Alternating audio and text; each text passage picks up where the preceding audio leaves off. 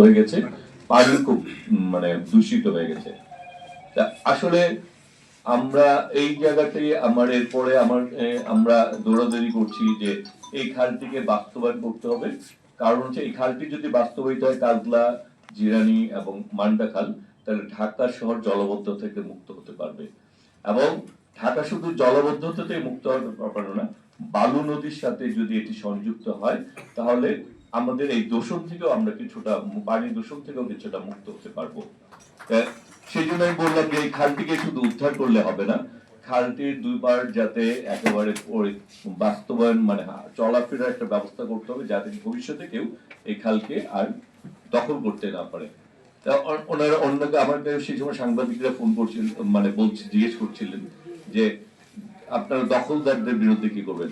আমি উত্তরটা আপনি দিয়েছেন, দখলদার মানে সে কোনো তার লিগালিটি নেই, সে তো আসলে সে জমির মালিক না। সে যেহেতু দখলদার, তাহলে সে যেই হোক তাকে উচ্ছেদ করতে আইনে কোনো বাধা নাই। সুতরাং সেই কাজটি আমরা করতে চাই। এখানে যেটি হচ্ছে যে আমাদের বর্তমান সরকারের মাননীয় প্রধানমন্ত্রী জনাব তারেক রহমান, তিনি কিন্তু শুধুমাত্র খাল উদ্ধার করছেন এই প্রোগ্রামটি দেননি, কর্মসূচি। তিনি বলেছেন নদী এবং খাল। আমরা এই সরকার নদী এবং খাল পুনরুদ্ধার করতে চায়, সেটি শুধু কোনো রাজনৈতিক কর্মসূচির মধ্যে সীমাবদ্ধ রাখতে চায় না, সেটিকে বাস্তবায়ন করতে চায়। এই কারণে আমরা বলছি যে আমাদেরকে দায়িত্ব দেওয়া হচ্ছে যার যার এলাকায় যে নদী এবং খাল রয়েছে সেই ব্যাপারে যাতে সংসদ সদস্যরা উদ্যোগী হয় এবং সেটি বাস্তবায়ন করে, এবং সেই ব্যাপারে এবং বাস্তবসম্মত যাতে কর্মসূচি এবং গ্রহণ করে, সাথে সাথে নদীগুলি উদ্ধার করা।